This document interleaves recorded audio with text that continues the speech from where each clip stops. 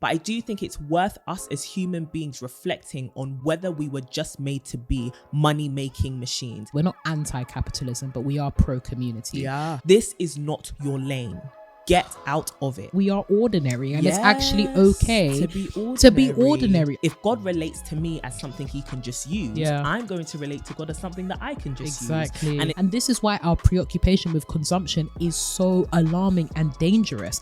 Hello and welcome to the To My Sisters podcast. I'm Renee. And I'm Courtney, and we are your online sisters and hosts of the To My Sisters podcast. Now, we are all about promoting the wellness, growth and development of a community of sisters across the world. And in today's episode, we are going to be searching our motives. The hot question is, why do you want what you want? And we're going to be hitting it from 3 different angles, which are quite pertinent to us, but we think a lot of you in the community may be able to relate. The first being capitalism, because you know we're working babes. Entrepreneurial babes.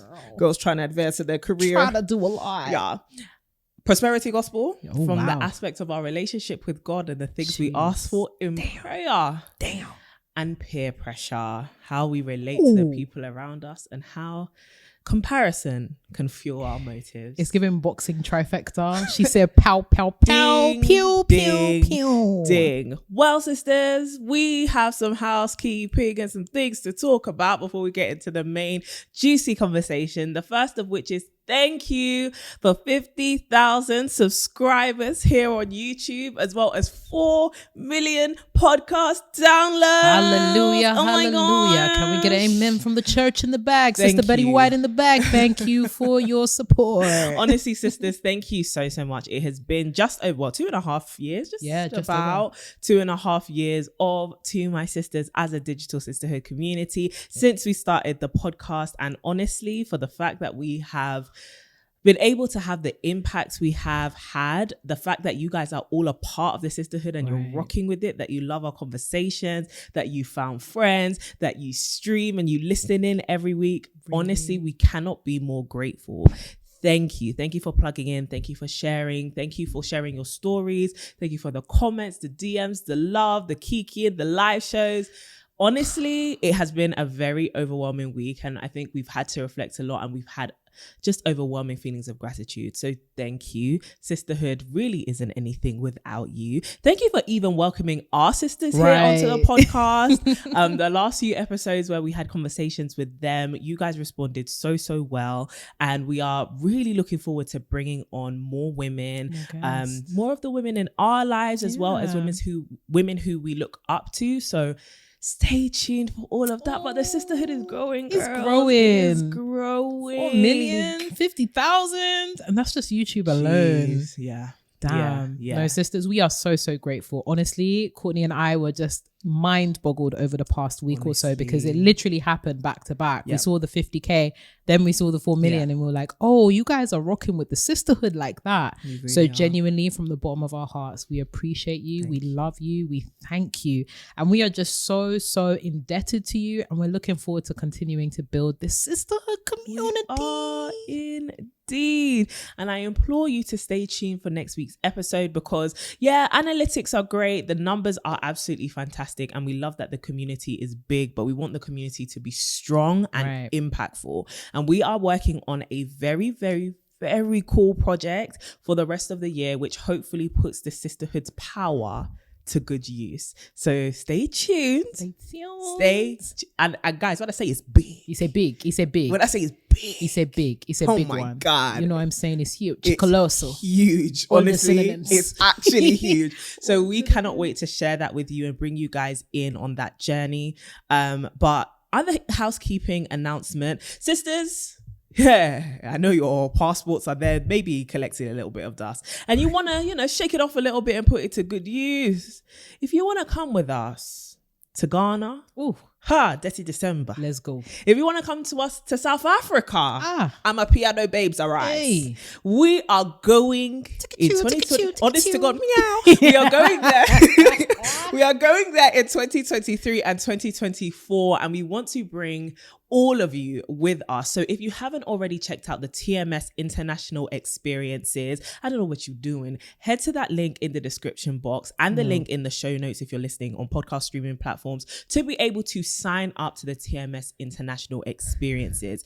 Honestly, we're still releasing like Tanzania footage, and the girls have been producing vlogs from the Zanzibaris themselves. So we will link those as well for you to have a watch and just support their content, as well as see how much fun Enjoyment. we had. It was honestly a life-changing trip. It really was. Not just for myself and Renee, but also the girls that came. And so we really, really want you to join us in international waters this year. And you can sign up using the links, as I said, so that you can come and party with us. Party with the baddies. On the continent. Oh, we're going to have so much fun. I'm so excited. And just to let you guys know, the South Africa trip does coincide with a certain special someone's birthday. Oh, and you know we're about to party So we are about to party hard. But even in terms of partying hard, would it be housekeeping without me telling you guys that it's a special someone's birthday coming up very, very soon? In fact, as you're listening to this, throughout the week of May, as you're enjoying your bank holiday if you're in the UK and enjoying other things and other holidays,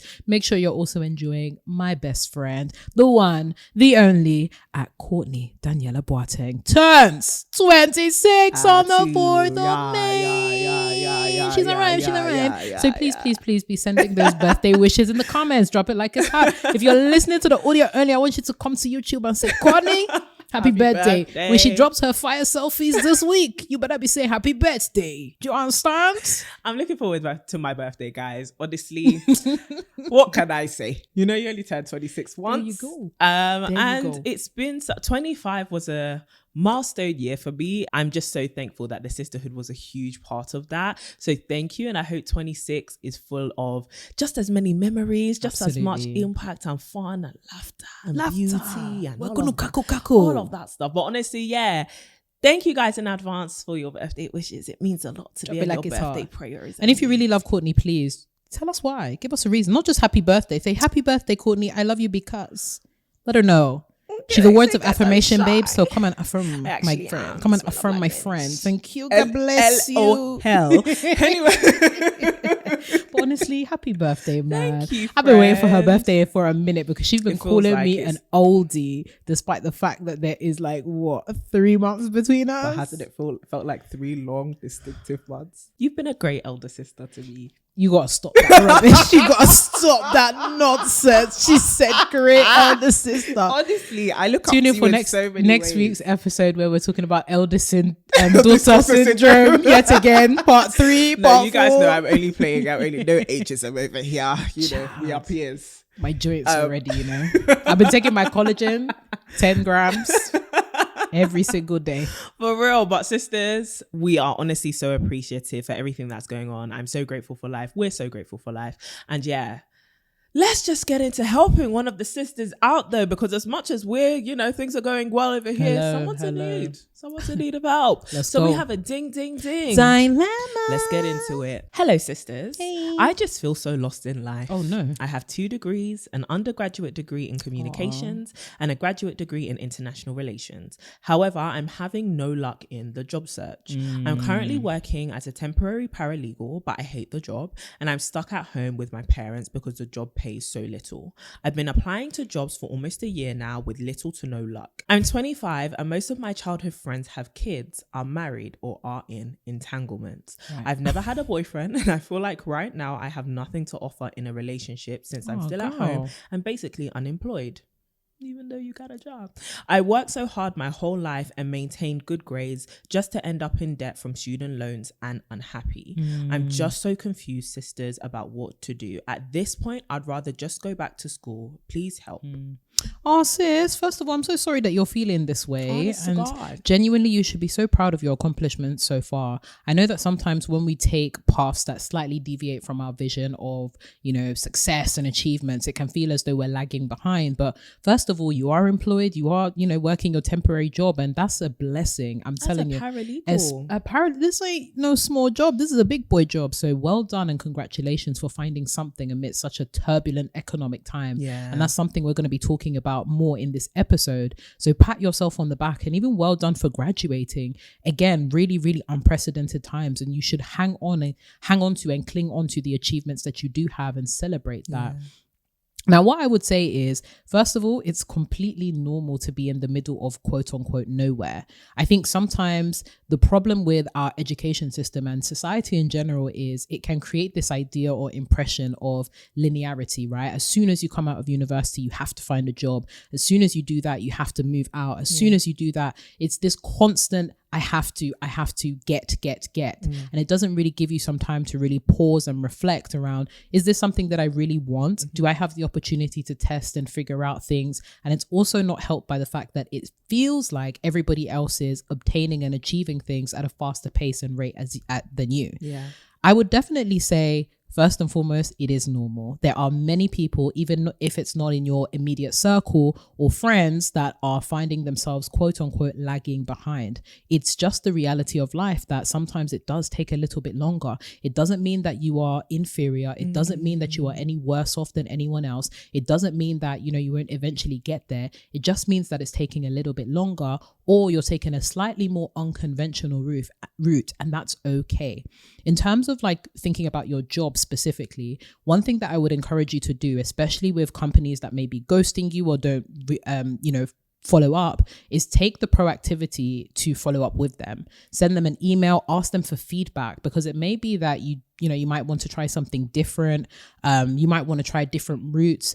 The finding work slog is a real slog, and it takes a while, especially now for recent graduates or those that are pivoting or those that are looking for a different role. I would definitely recommend you trying to get as much feedback as possible, and also tapping into communities around the role that you're looking for, right? So if you want to find something that's a bit more aligned to your degree or something that's a bit more aligned to your vision, try and find communities or people or fellowships or opportunities that will allow you to move a bit more closer to that, as opposed to just applying for job roles.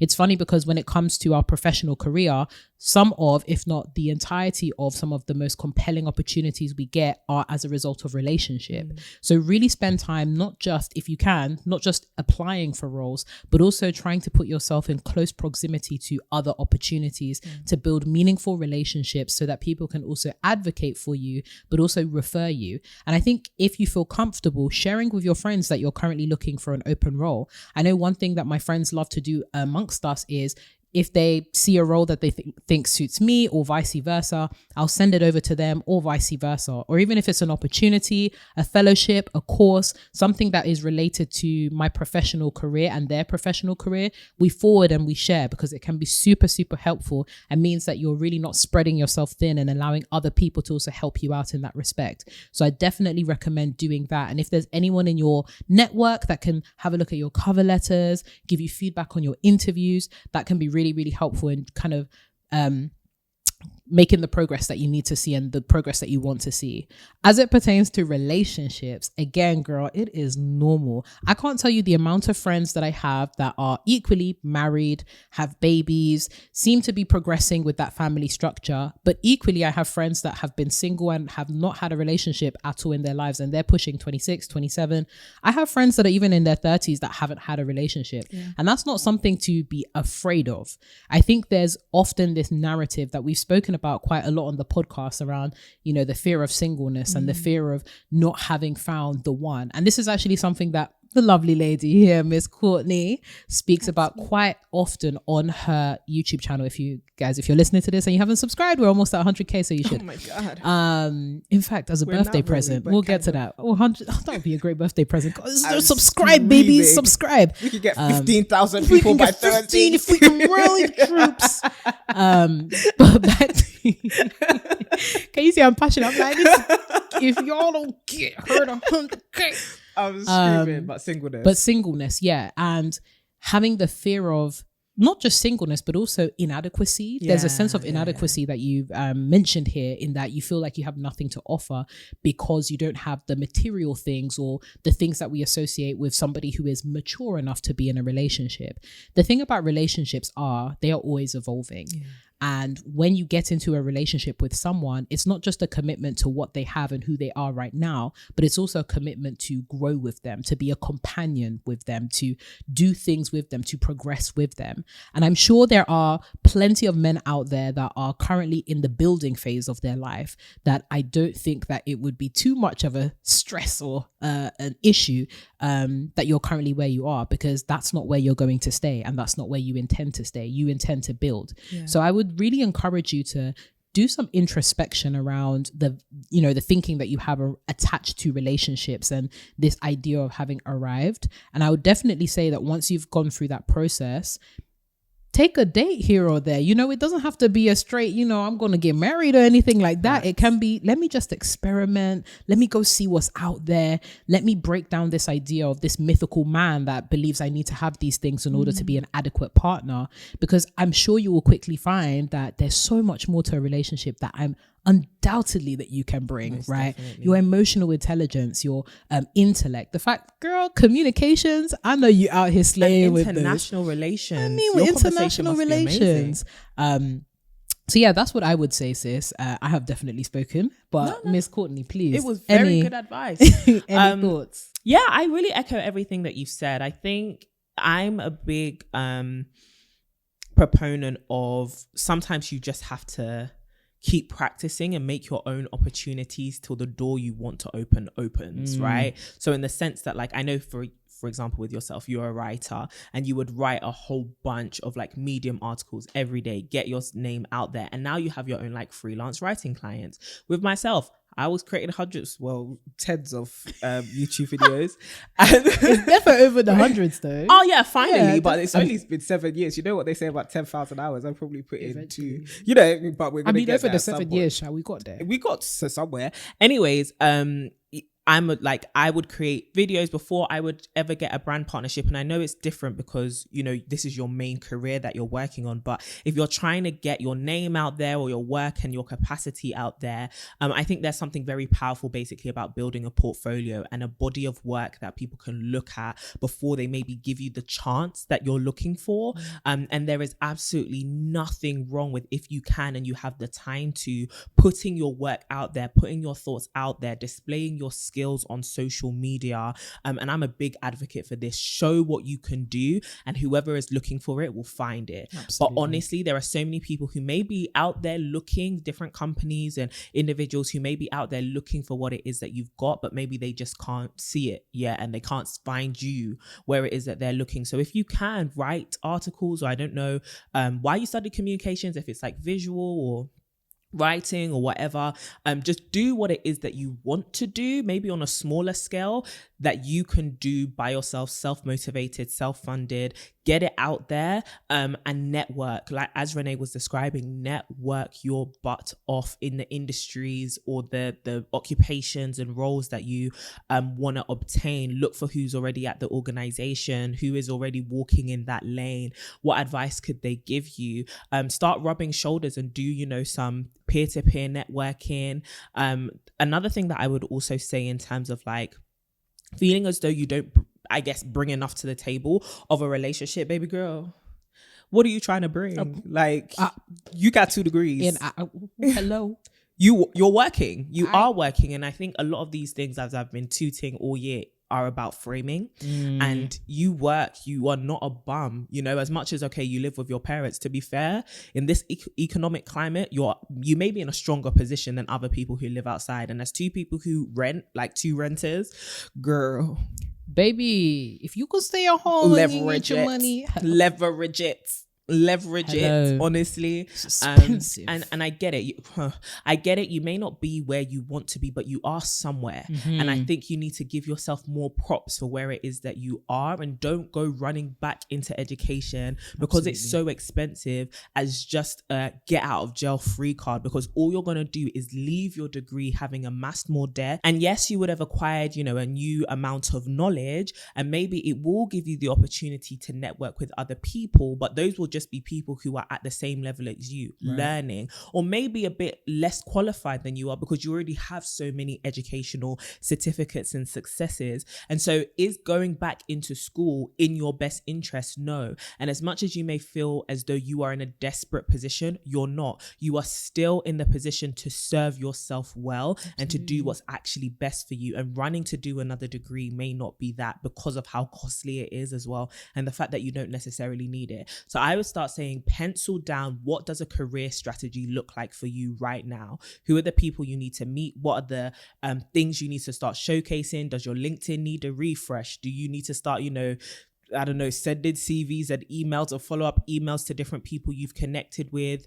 What can you do to showcase yourself, basically? And really, I'd also say do some reflection on just reframing how you see yourself and start focusing on the things that you do have and you can do, and the fact that you are somebody who is ambitious, which is why you sent us this email. You're somebody who has ambitions, and what sort of person do you want to be dating? What sort of person do you want to align your future with? What does your future actually look like? Not what is concrete, but what do you actually dream of? What do you envision? Do not think that you're in a position where you cannot dream and you cannot have goals. And as much as it feels like, okay, it's an uphill journey, you will eventually get there. And I would say, lastly, in terms of your friends and seeing everyone around you, comparing yourself to people who have entanglements is not it. Number one, like, if that's not what you want out of life, somebody who is in an entanglement, that's not attractive. Spider web, please. That is not attractive. They are trapped. In bondage. You are free, baby. You're loose. Okay? You're not entangled. I think there's that. Just because somebody has someone doesn't necessarily mean it's the right someone, and doesn't necessarily make it a situation to be desired. Just because you want somebody doesn't mean that you should settle for something you do not want. And in terms of your friends who have kids and stuff, baby, you have time. You have a lot. You have time. It's funny because we've been having this internal joke that came from my sister who was on the podcast, who was saying that the prime, she's a midwife. Well, she's studying to be a midwife, and she was saying how the prime age to have a baby is 16. So basically, everybody's geriatric at this point. Everyone is geriatric. So, might as well keep going. Might as well just wait a little bit. When it gets to 35, though, let's consult a doctor. Let's be guided, as they would say. You know what I mean? Let's be wise with measure.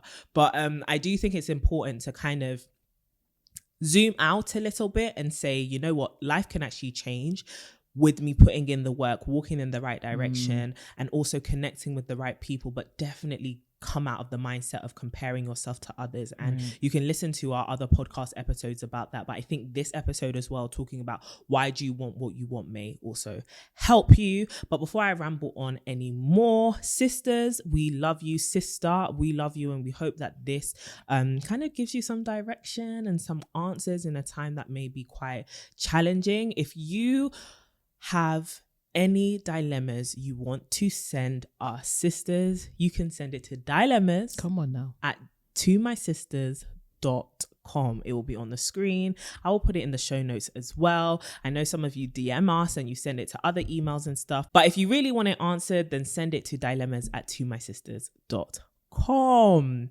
Well, let's get into it. Yeah, because I think as we're getting older, and we're kind of getting to meet new people, I think also helps. You start to assess your motives and your desires, right? And we are big advocates of set a vision, girl, write a vision, set a goal. And I think as we have aged, we have noticed that our goals kind of change over time, and they're less, I guess I could say they're a bit less materialistic and a bit more, big picture, and a bit more fueled by purpose than it is gain. However, there are some material possessions on there. Please, if you see me buying a nice BMW, face your don't fronts. be shocked. Does it? Face your fronts. But I wanted to talk about that change that can sometimes happen in mindset, and why, and kind of the importance of investigating and kind of critically evaluating our motives and why we chase the things that we do. And the reason why was because we were having a conversation yesterday about that very same thing. And we we dabbled and we jumped from many different things, but the first thing we kind of talked about was capitalism and how, as two people who are very much building their careers as portfolio entrepreneurs, you just came back from G7 Miss Japan. Come on, Y7 UK delegate. Come on. Start from Blation. But like moving, trying to shape our careers in politics, business, building this digital community as well, and trying to have impact when it comes to gender equity, when it comes to women's advocacy. We're two people with massive ambitions and also who are still growing, and it very much feels are at the beginning of their career and at the beginning of that career portfolio. How does capitalism affect our goal setting, right? And our interactions with capitalism, especially as more people kind of begin to despise it and the capitalistic world we live in. Please, we are not anti-capitalist. We are just talking about this from, critical thinking. Yeah. That is a phenomenal question, and I think it's a really great starting point to the conversation. And as Courtney mentioned, it's something that we've been speaking about, something that we've been surrounded by, and I think starting with the big picture allows us to really examine the small picture and how this really impacts our lives. So thinking about capitalism, as Courtney mentioned, we're not anti-capitalism, but we are pro-community. And I think it's very important to make that distinction because it allows us to understand the forces that are very much impacting our desires and our needs, right? We don't operate in silos. We don't operate in isolation as much as something like capitalism has very much fueled this notion of being the solo person or the self-made or whatever, however that has been made manifest. We don't operate in these isolated spaces. We operate together. And as part of that collective thinking, unfortunately, where capitalism falls short is it creates endless need without fulfillment. Our needs are constantly growing out and they're manufactured, which is the kicker, right? So when we think about like material needs in the 1960s or 1950s versus now, consumerism and materialism, and there's wonderful video essays and wonderful reports that look into the rise of consumerism and materialism, it has grown exponentially.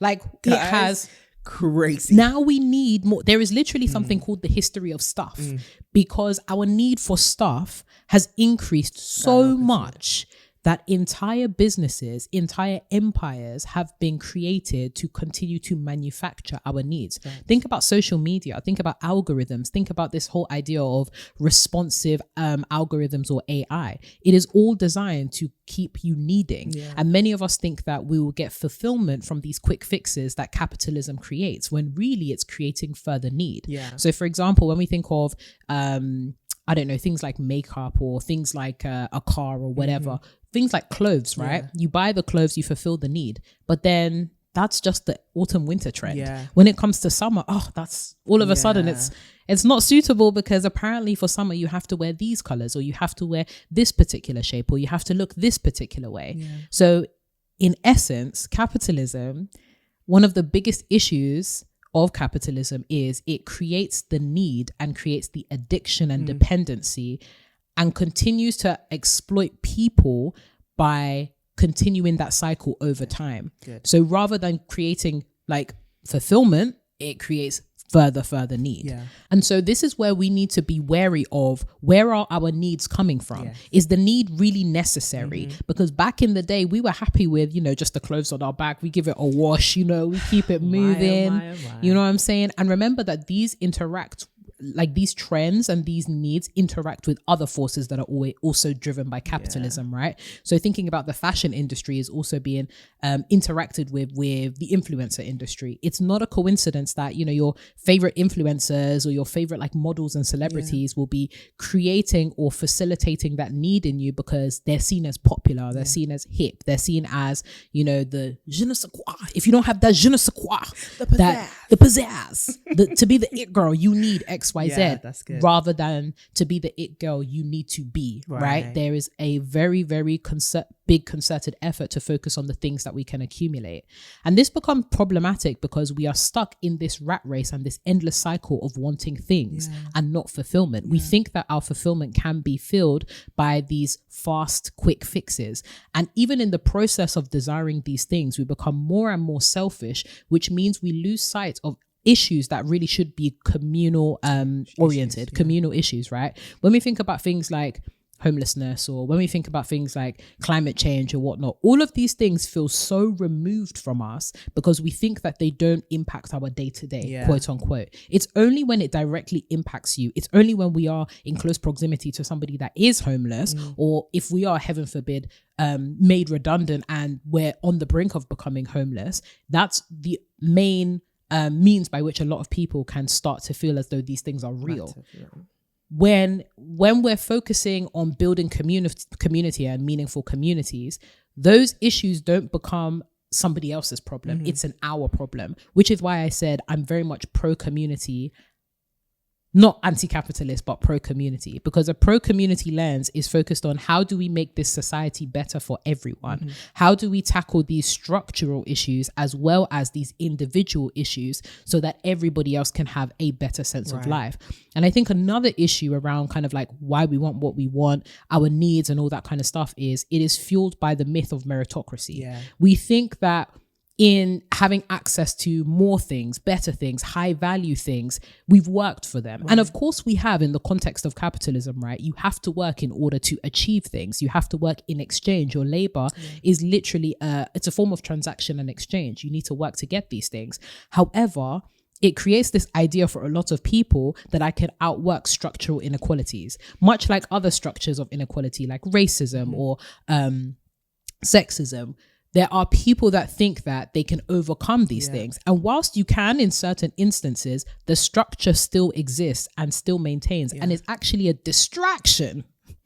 It's a distraction to make you think that you can overcome single-handedly and get to the top. There was a really meaningful quote I came across like ages ago that was, people are not upset at structural inequalities because they envy the position of the oppressor. And I think there are too many of us that are silently envying what our oppressors or the people at the top have, which is preventing us from actually doing more collective action and more collective organizing to really transform radically our communities. And it's a shame because it means that we start prioritizing all of these material things. And in fact, some of us are even going broke to try and like accumulate all of these things that we don't necessarily need in order to prove a point, in order to feel as though, you know, we are to be accepted in society, in order to feel as though we are somebody. And it's a rat race. It is an endless cycle, and it's a shame. And I'm really hoping that we can use, you know, sisterhood, this idea of the resurging community, this idea of looking out for people and looking out for your friends to at least do a little bit of that work on overthrowing and overturning the way that these structures have manifested in our communities. Most definitely. And I think that's so well put in terms of breaking down how our relationship with capitalism and its oftentimes insidious nature, especially as it makes us individualistic in our thinking. Two things that really stuck out, and I think even from the conversation we were having yesterday, surrounding capitalism and its ability to make items and things and commodities so intrinsically linked to self-worth and self-value. And I think a lot of us as women, because a lot of organizations, corporations and entities actually profit off of our insecurity, we may fall, and to be fair, even with men, how much items are linked to their masculinity, or the accumulation of wealth is linked to their identity and their value as a human being. I think one of the big hamster wheels of capitalism is this idea that the more you have, the more you are worth, not just in terms of your net worth, but also in terms of your belonging here on the planet. A lot of us kind of want to be viewed as being more important than other people. And that can be a very subconscious thought that creeps into your heart and really dictates the way you interact with other people and how you also measure their value. I think we have to assess also the way we receive people who are dressed a certain way. And it doesn't mean that first impressions don't count or, you know, we don't I mean, the way our bodies are wired is to analyze a situation literally at face value and determine whether it's safe or not for us. But I do think it's worth inspecting in our heads, especially the respectability that comes around, the way people look, the things that they have, but also how much attention and care we give to people who we deem to be worthy. And it keeps us on this same cycle when we then think we need to accumulate more things or have a higher pay grade in order to be seen as valuable in the earth. Absolutely. But I think what kind of amplifies this even more is the fact that it then causes us to desire disproportionate, and I would even say unnecessary amounts of items and wealth in order to continue living, right? And it's not just about keeping yourself going. It's not just about, you know, having enough and being content, or even in having enough resources to be impactful for other people, which is why I love you saying that it's not necessarily about being anti-capitalist. It's more so about being pro-community. I think it's more so about us hoarding. And what we have seen in this kind of capitalistic world is you just need to have more. But one, to what end? And two, for what use? What is the point of having and storing so much? Like, even if we think about it in analogy form of a storehouse and having crops and vegetables and food, like, let's take it away from money. If you have all of these things stored up, there's only so much you can actually eat. Right. Unless you actually give it away, the rest is just gonna rot. But for the sake of just saying you have a big and full storehouse, you would just amass all of these things. And I think it's foolish for us to think that the amassing of commodities, the amassing of branded items, and more money, more wealth, more assets is in itself a worthy pursuit. Right. I don't think it is. I think it's more so about what do you use your resource for, right? If you're filling the storehouse because you're trying to feed thousands of people, that makes a lot more sense than just having it filled up for you, when you only have so much capacity to consume. And I think what capitalism creates is this endless need to consume, right? And this illusion of capacity to consume, because at some point you actually have to give over your self-value and your contentment in exchange for a higher capacity to consume. And I think what's dangerous for us as women to continue to pursue is things which actually put us, things that actually make us enemies to ourselves, right? The endless working, the endless hours, the commitment to working 16-hour days in the name of I'm just hustling and grinding. Culture. Now, don't get me wrong. I believe in the principle of hard work, and I believe hard work should be rewarded. But I love that you brought up meritocracy, because it was something we brought up in the Molly May episode. I think the more you work just for yourself, the more dangerous you become to yourself. I think it's important to apply your efforts and your resources towards causes which aren't, and this is not socialism, but towards causes which not only advance you, but also advance people. I think there's no issue in being selfless in your dedication to your work when you know you're really fighting against something which will cause a lot of people to break through. But I think these individualistic pursuits, oftentimes we are going about them lying to ourselves that once we amass these things we will turn back and help people, but oftentimes these pursuits actually lead to us closing the door behind us, and that is far more dangerous because it is you operating under an illusion, and inevitably you are going to lose time, and you'll get to a place where you will settle for the so-called self-made success, right? I did this by myself and I did this for myself. That's fine, but was that really the best use of your time here on earth, right? And I do think that it is unfortunate that a lot of us have taken up these things and we have just said, well, that's just the way the world is. I think the world doesn't change unless we force it to, and unless we choose to do something a little bit different.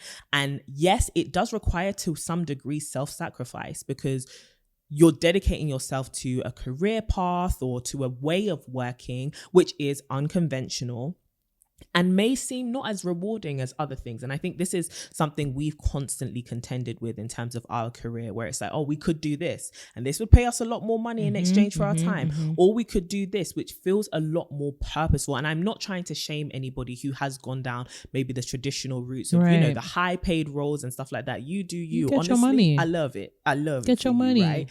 But this is just a reminder to say that you should be able to pay attention as well to what it is that you were called to and what it is that you can do to actually make a change in the world. Absolutely. Not just for yourself, and maybe not even just for your immediate family, especially if they're actually okay. Exactly. And this brings me back to this concept of we are really chasing disproportionate amounts. This isn't just about, oh, me and my family are set good. This is about we're trying to make that Elon Musk money. Right. And it's like, well, we actually can't all make that Elon Musk money, number one. And number two, how realistic is it for you to actually have, it's a great ambition, but at the end of the day, what does you chasing that actually achieve? Apart from other people patting you on the back and affirming this sense of self-worth and inflated ego you get from having earthly possessions. And this could really just be because of our, like, my perspective on this could be because of my faith and because of our faith. But I do think it's worth us as human beings reflecting on whether we were just made to be money-making machines. Because that's one of the deceptions of capitalism.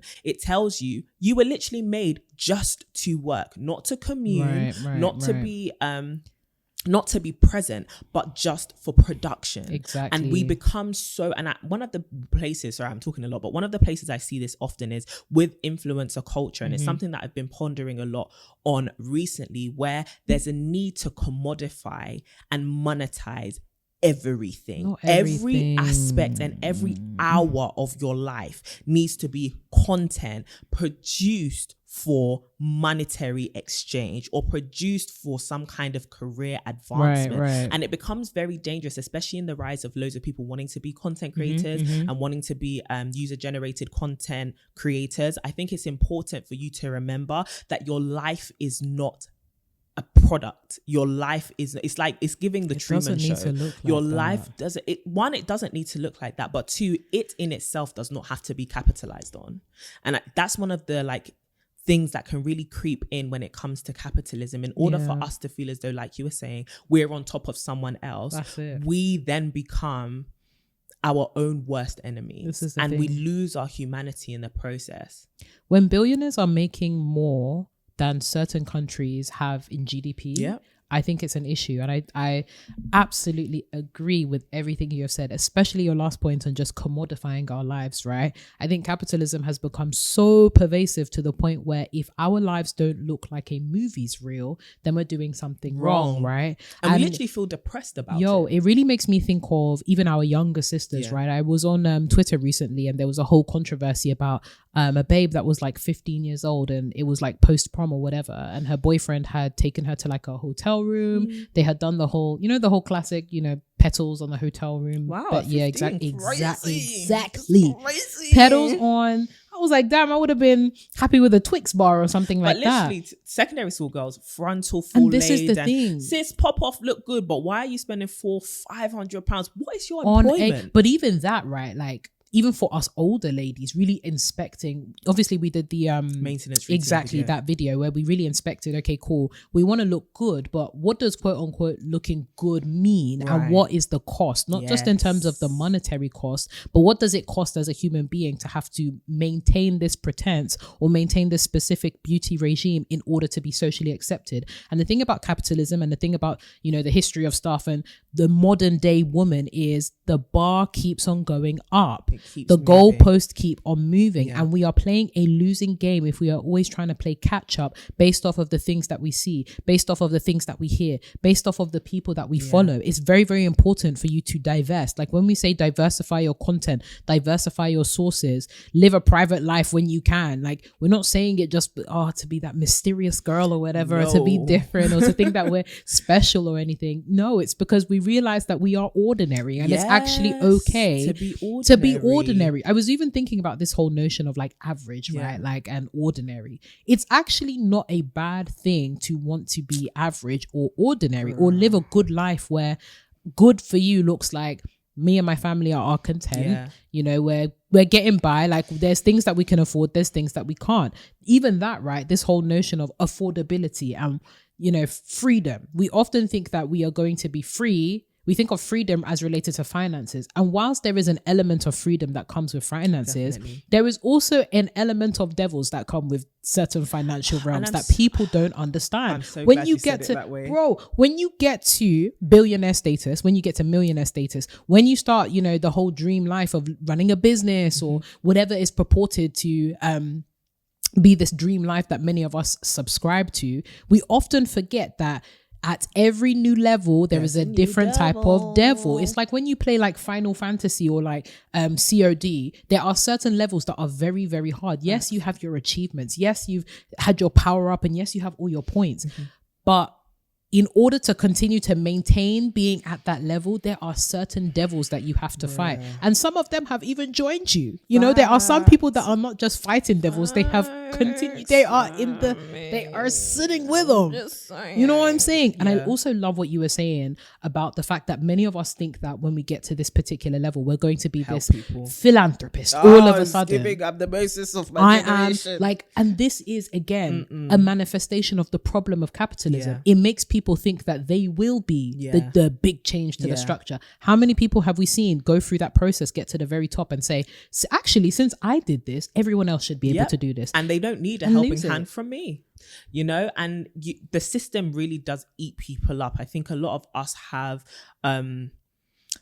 this enlarged sense of what it is our willpower can do, and we neglect or we become ignorant of our own humanity and the fact that we as human beings have a propensity to desire more than we actually need and to be greedy.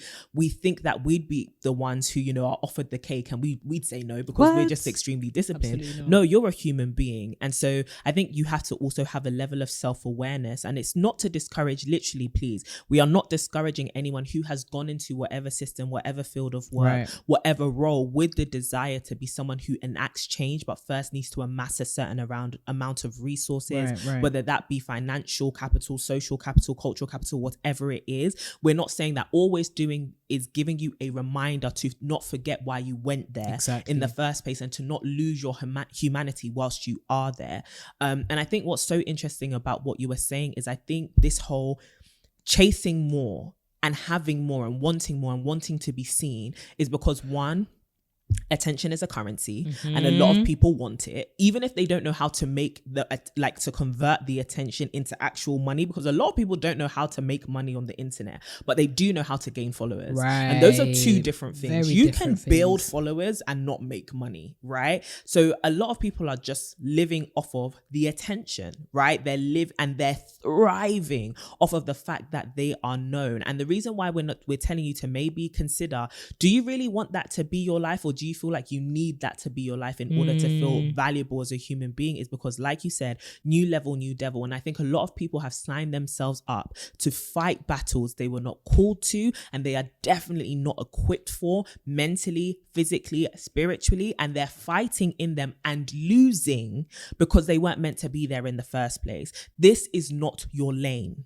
Get out of it. And I think a lot of people want to be in other people's lane, and that brings us to the conversation around peer pressure and social culture, because a lot of people want to be in other people's lane because it looks so good and they're going so fast, but baby, you don't have their car, you don't have their stamina, you do not have their vision. You will get in that lane and get hit by a bus. You really need to step out and really start walking what it is you are called to. And I think there's a level of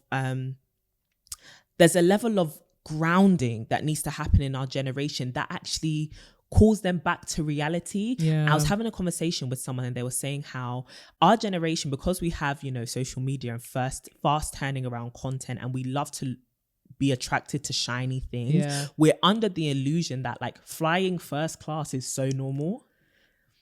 As people who have been looking for a lot of flights with the international experiences for like transparency, first class flights, let's see if we can fly first class, you know, stretch our legs out. We are going to be in economy. Okay, let me tell you, maybe premium economy, but the fact that even, sorry, this is maybe just a personal pet peeve. The fact that economy is now broken down into premium economy basic plus, premium economy basic extra flight. Just because I want to have a good experience. And people are just so focused on flexing in business and first class that they're forgetting that economy the state of ya. But also, it's not normal. It's actually not normal. And I think a lot of us are beating ourselves up. This goes back to the battles, right? A lot of us are beating ourselves up, thinking about, will my life look like this? And it's like most people's lives don't look like that. And most people's lives, dare I say, shouldn't look like that. There's a reason why first class is smaller in proportion to the number of seats that are in economy. Right. It's not just because they were able to fit more seats. It's because the majority of people in the world are not going to be able to afford that. There are unfortunately hierarchies. And I think as much as we are pro-community, we are also understanding of the fact that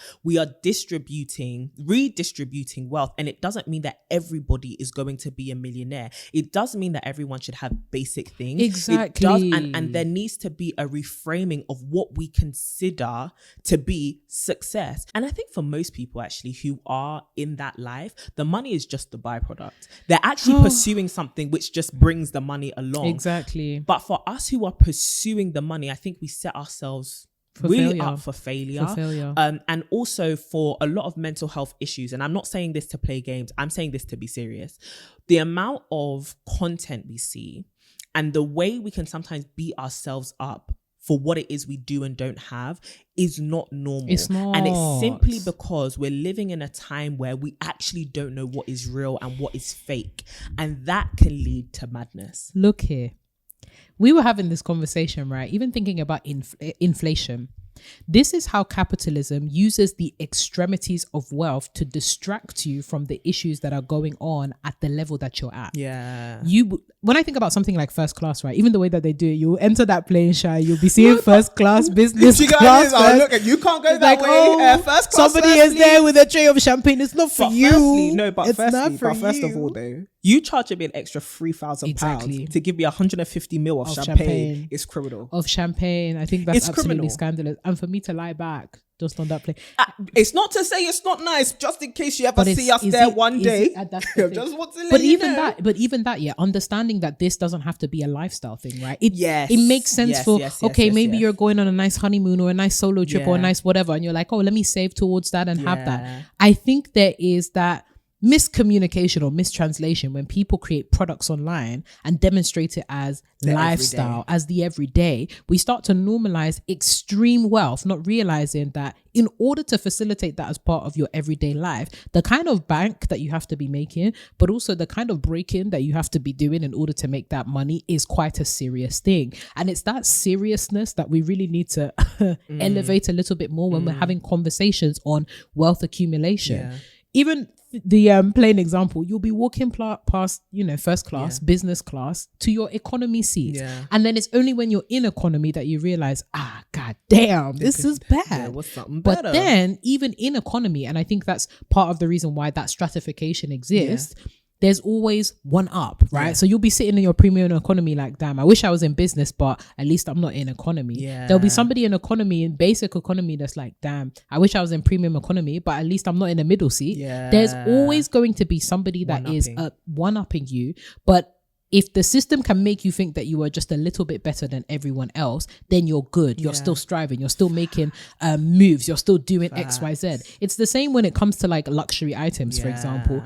Unless you actually like it, because there's a lot of items. I genuinely think, this is my personal preference, by the way, that whole what is it, monographs, is it monograms, I think they should be banned, because I just don't think that they look nice whatsoever. You know, when somebody's just covered in designer, quote unquote, Gucci here, Hermes here, is doing entirely too much. And I think for me, the reason I don't like it is, to me, it screams gaudiness. It really screams, I have wealth. And I think that many of us, it may not even be the designer monograms, it may be in some other area.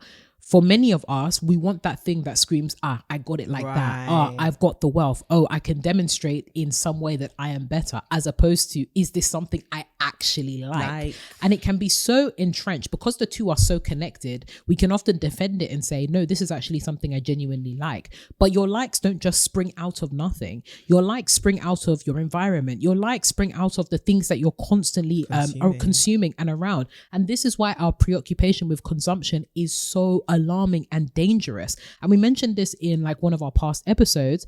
Consumption will manifest. Whatever it is that you eat, whatever you consume, whatever you allow into yourself will become you and it will show. And some of us are internalizing poor attitudes, poor relationships to the world around us, poor relationships with other people. Even thinking about the point that you were making about the fact that we'll pursue money and get to the top and be lonely.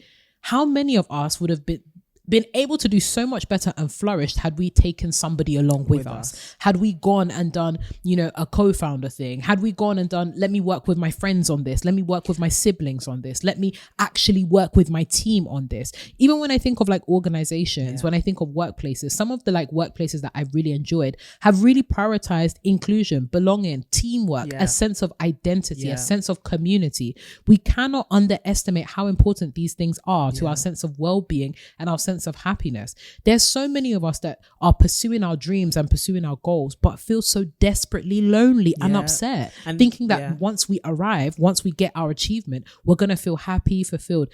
I have met so many lonely and upset rich people. The stories are never and ending. I get it, because I think, when you're up, it's nice for a while. Wow. No, it's 100%. Nice. You can, we're even talking about, what do you call it? Takeouts. Where you're taking. Oh, yeah. When you got it like that, to be buying takeouts, you'll be enjoying your Five Guys. Enjoying yourself. Your Wingstop. But even with that, you have to ask yourself, is that beneficial to the human body? No, don't kill me. But realistically. You're right. That's why I said don't kill me. Don't kill me. Because people there's somebody that's eating fast food right now. What? Just because you want to display wealth, you've now got hypertension and diabetes. Was it worth the trade?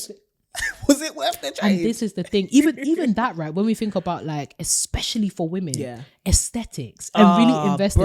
We've spoken about the BBLs. We've spoken about plastic surgery. We've spoken about fashion, makeup, all of these things. Like, is it worth it? Yeah. And my desire is like, women, do not be deceived. I think deception is one of the things that we are seeing. It's killed human beings from the beginning of time and led to our downfall. But it's something that we're seeing a lot because of social media and the fact that it has introduced more smokes and mirrors to the situation, right? Where if you were seeing somebody creating content in particular, because we are a digital community, I'm going to take this from a digital angle, and I'm just a lover of digital sociology. I think it's important to remember that because someone is putting a video in front of your face that says, I bought this, it's super nice, I absolutely love it, this is a part of their journey and their advancement.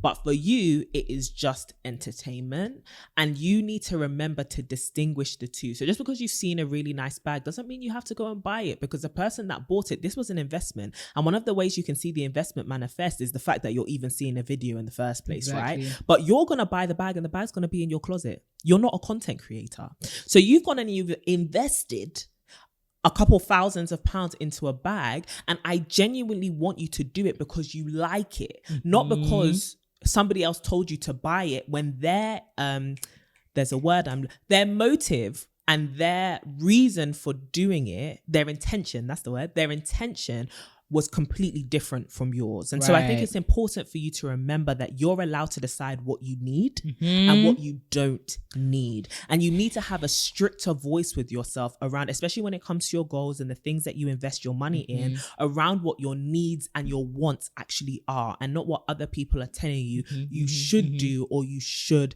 have. And I think a lot of liberation comes when you start to realize you get to set the pace, and you get to set the tone, and you get to set the parameters of your input and your output and your production as well. And it may be, we are living in a capitalistic world.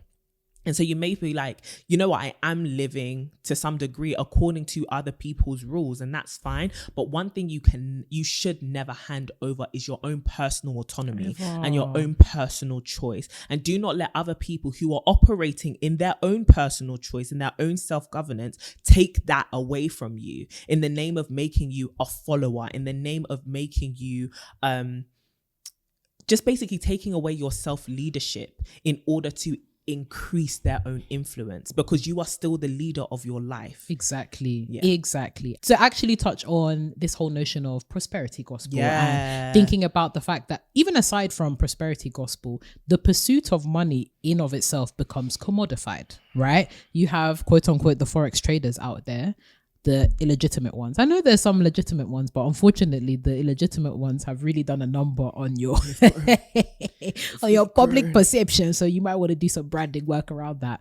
But even the pursuit of money becomes something that's commodified to the point that it pervades into even our spiritual life. Yes. And this is why something like prosperity gospel is so dangerous. And just for context, for those of you that may not be Christian, it may relate to you in a different way. For example, if you are part of an MLM scheme, or if you are part of some kind of money-making scheme. But prosperity gospel is essentially the perversion of the gospel of the Christian message, which is that Jesus saves, right?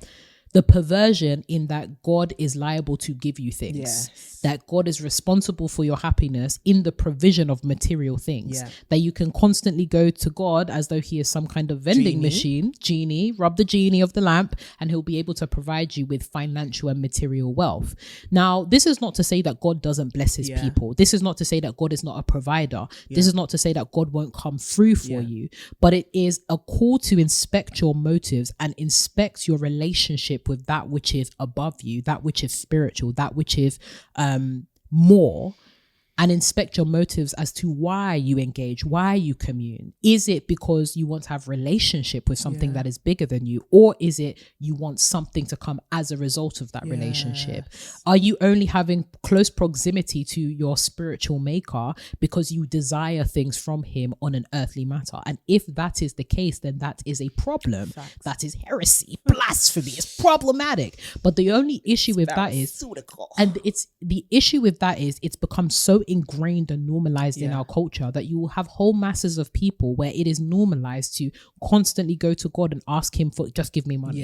Not even hello, hi, good morning, just give me money. Just give me, provide me with this, provide me with that, and all that kind of stuff. And it may not even be financial goods. It may be something else. It may be, God, provide me with, a husband. God, provide me with something. Give me some form of prosperity. Give me some form of advancement.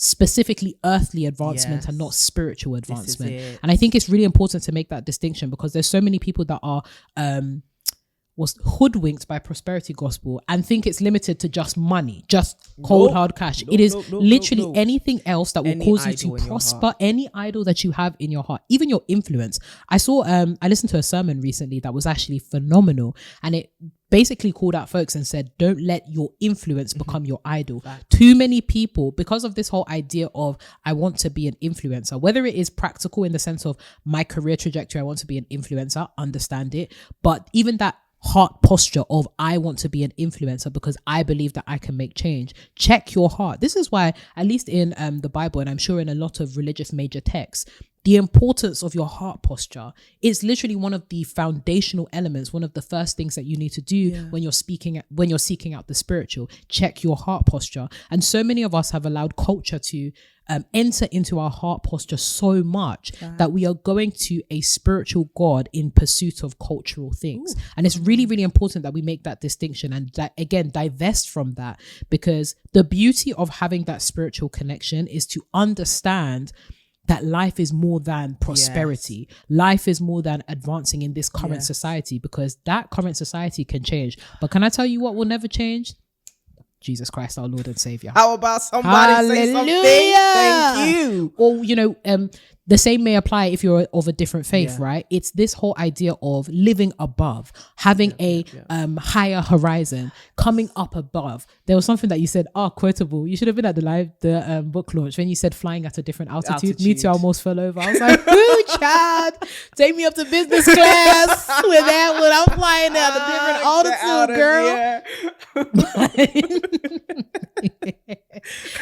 Having a connection with your maker allows you to fly at that different altitude so that even you can see and inspect your own heart as to where there are areas that have been co-opted by culture. To what extent have you been co-opted by culture? And how much are you allowing that to dictate the way you relate to God? Come on, because now. if we truly believe that God is almighty, that he is good, that his ways are above our ways, one of the traps that prosperity gospel has us fall into is a belief that we set the terms on how God's love for us must manifest. Absolutely. It must look like this. If you love me, basically what our hearts are saying is, if you love me, my life will look like this. Absolutely. If you are God, then I will dictate the terms by which you must display that you are God. And that is a problem. That is, as you said, is heretical, but also it perverts the way that we interact with God's grace. And one thing I love that you mentioned about it gets us to inspect our heart. I think it also, one of the beautiful things of many different faiths, it reminds us that the earth is temporary. Exactly. That our earthly experience, not just as a planet, but our experience in the world as human beings, as physical bodies, is only temporary. And even if you're not a person of faith and you don't believe that, go to a cemetery and ask them if they had a temporary or a permanent experience. Will they answer? Will they answer? Thank you. I think it's important for us to remember we're actually not going to be on earth forever. Right. We may live forever, in our case, with a belief in eternity. Right. But the fact that eternity isn't even here on earth, it becomes then foolish to simply pursue earthly things when it is only going to be temporary, especially comparing how long we're going to be on earth with eternity, right? I think the other issue here is it makes us think that God, like you mentioned briefly, that God is only interested in our comfort and not in our communion. And I think it's important to remember, and one of the words that spring from the root word communion is community. And I think a lot of us, because we interact in the world in such an individualistic way, we make our prayers also individualistic prayers. Absolutely. And we commune with God in a very individualistic way, which is, you need to help me. Yep. I'm not going to help you though.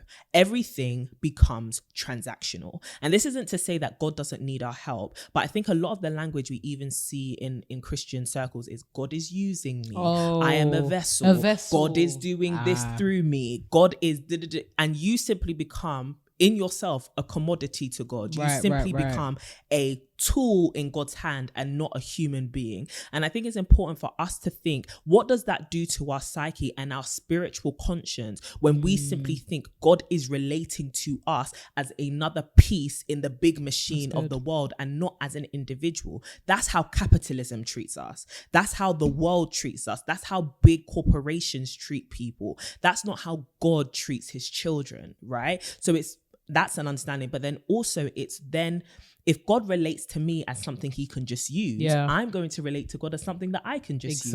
And it's something that then becomes, God, what can you give me? But also it then takes away and strips back our intimacy. And that's how we then see, and it's reflected in the world that we live in, which is, we can roam around with people, be around people all day long. You have neighbors, you have family, you have people in your life who you call peers and friends, and yet you still feel lonely, because as much as you have interaction, you don't have intimacy, because your interaction is purely transactional. Jeez. And that's exactly how we treat God in our prayers. Thank you. That's exactly but that's exactly how we treat God, right? My interaction with you is purely transactional. Absolutely. So we have to make it devoid of intimacy, because the only reason why you would want to know me is to use me. So the reason why I want to know you is also to use you. So we exchange our time in the presence of God for two main things, which is prosperity and then big P, purpose, right? So you give me this and then I'll go and do this. Exactly. But there's no meeting in the middle, which is, God, this is who I am. Do you get what I mean? And this is who you are. And this is my heart. Right. And so we become heartless human beings, and we literally become robots. Right. And what does capitalism try to turn the proletariat into? Robots. Working, doing their work, going home, being to the side, and then coming back and being effective. Again. But the truth of the matter is, God isn't interacting with us based on our effectiveness. He's interacting with us based on his relationship with us, which is not as boss and worker, but father and child. that completely changes your entire mentality towards your spirituality. And I think where a lot of Christians have been bamboozled by the prosperity gospel, sometimes not even by any fault of their own, is because there is no deep understanding of what the Bible and what the gospel, like you said about the whole Jesus says, what the gospel actually means. We are then told that this is what the gospel is. Exactly. You give, you get. You have faith, you receive. If you haven't received, it's because you don't have enough faith, as if faith were a currency. Exactly. And the funny thing is, this kind of thing leaks into the other relationships that you have with other people. And it's funny because we're gonna do a whole episode we're gonna do a whole episode. That's why our marriages and relationships ain't working. That's the realty. That's the realty, and you have to stay tuned for the next. You might have to subscribe. The for tea that the teacup. Our cup runneth over. You're gonna come back next week with your new view. Because that is literally just symptomatic of every single failed relationship we're seeing in modern society. We are all focused on prospering rather than communing. It's a shame. It's a pandemic. It is a bit. The real C pandemic is not corona. It's communion. It's capitalism. It's the capitalist causing a pandemic. But like we said, we are not anti-capitalism. We are pro another big C, community. And if you want to plug into this community, you need to follow. Thank you. You need to follow @To My Sisterhood on any social media platforms. In the spirit of curating your social media feeds, why not fill it with some love, some growing and glowing wisdom by following @To My Sisterhood, TikTok, Instagram, everywhere basically. That's My Sisters on LinkedIn for professional opportunities and just what we are doing as an organization. And if you want to follow us individually, we are coming to you today in the brown and the chocolates. But if you want a little bit of a nibble and a bite, can you imagine? I'm telling you, if you want a little bit of a nibble and a bite of this chocolates in there, then you can follow my lovely co-host and best friend @Renee Kapuku, a woman who's going to change the world. And you can follow me @CD Boating, a woman who's turning 26. I was about to say, in fact, this is a must that you must follow Courtney and wish her your birthday wishes. If not, I will come and find you. And I won't be pleasant. No, I'm trolling. I will be pleasant, but I'll be firm. Send her a birthday message and tell her, we love you, Courtney. Okay, community, arise. Thank you. God bless you. And if you haven't already, sign up to the To My Sisters mailing list to get weekly glowing and growing tips straight to your inbox. You can sign up at www.tomysisters.com. And yeah, sisters, we will talk to you very, very soon with another juicy one next week. As always, keep glowing and growing.